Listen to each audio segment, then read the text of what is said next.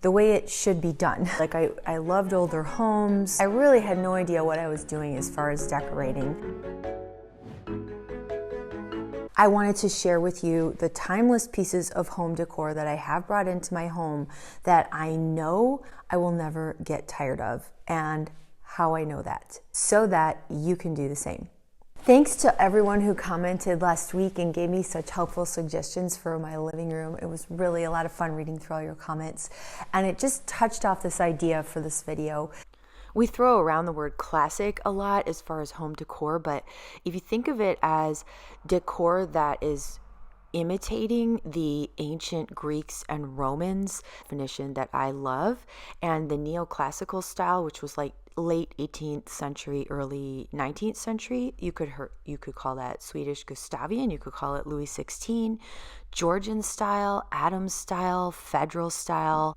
Those are all words that could describe it, neoclassical style. And when I think of timeless and classic, that is what I think of. Once you know that that's what it is, then you can start to pick out and piece out what pieces are in that neoclassical style, and that can go a long way to, or at least in my case, and I think you'll find the same, it can go a long way to making you feel really confident in your decor decisions. So I'm just going to take you through my house and show you things that I'm really confident about because I know that they're in the neoclassical style and that they're timeless, and I'm never going to get tired of them, and they're never going to look dated. The first thing is this wooden sideboard. This is a neoclassical sideboard. You can tell because, I mean, obviously it's a reproduction, but it's got these straight channel fluted legs, and that's kind of the giveaway that it's the neoclassical style. I love that forever. Like, no matter what happens and how things change in this room, at least I'm confident that the lines of this piece are good, and I understand why it's beautiful, and that gives me a lot of confidence. My lampshades that are pleated, especially this one that has the off-white tobacco lining, that is a classic style. And knowing that gave me the confidence to do these DIY pleated shades, because I know that a fabric pleated shade is a classic, timeless look that in some way is derived from the neoclassical period. I just know that because of what I've read, and I know I'll never get tired of them because it's not a trendy passing thing. Classic games like Lone Wolf or tic-tac-toe. Secretaries like this one, this is actually a real antique, one of the few real antiques I have, but these glass-fronted cabinets that have drawers in the bottom that we call secretaries sometimes, those are timeless. I know I'll never get tired of them.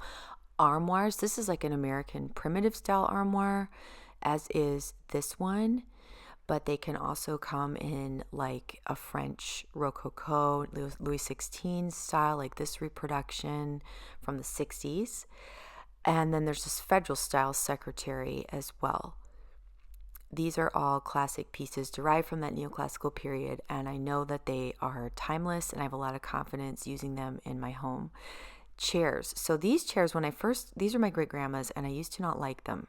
Didn't understand them, but then when I did research, I realized this is actually a classic shape from Gustavian Sweden, and then of course I saw them in a whole different light, and I decided that they were way too dark, and that in Sweden, in fact, they probably would have been painted. So I used Annie Sloan chalk paint to paint these a very Swedish color, and then I used gingham fabric and made slip covers for the seats, which is a very Swedish thing as well. And I have a lot of confidence that that looks good because of it's derived from the neoclassical period. It's timeless, it's classic.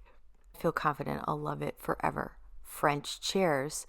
Another thing, this French chair, could be a Louis XVI style, 15, 14, whatever. It's that style with the open arms and the solid back and the little delicately carved legs. This is a chair from, I think, Costco or something, but I painted it, and I'm never going to get tired of it because I know that it derives from that style. It's timeless. Same thing with these nesting tables, which I inherited from my family, but a glass top nesting table. These are popular in the 18th century, 1800s, but you can also see like neoclassical, like the delicate legs and the channel carving, and any kind of Greek or Roman painting or anything. You'll see like little side tables drawn up to delicate little chairs. So it's got that neoclassical framed botanical prints. These are just cards I popped in dollar store frames, but I'm confident that it's a classic look because, again, I know that's like a neoclassical thing. Wingback or federal style chairs and settees, that's also a neoclassical style of furniture. Swedish blinds, you can see these all over castles in Sweden way back in the 18 and 1900s even. So I'm confident I'm going to love these forever as well. I don't think you can ever go wrong or get tired of art that you find beautiful, that means a lot to you, like this piece that my great aunt painted means a lot to me. I love my bee glassware. It's literally from Target, but it's a copy of Napoleon's traveling glassware. So obviously, of course, from the 1800s, and that just makes it cool, and it has this story, and it makes it classic and timeless, and I love that. Checkered floors and diamond pattern are another classic neoclassical style flooring, and these are just done with VCT tile, but it gave me the confidence to know that they're a classic pattern, and I know I'll never get tired of them for that reason. They have stood the test of time.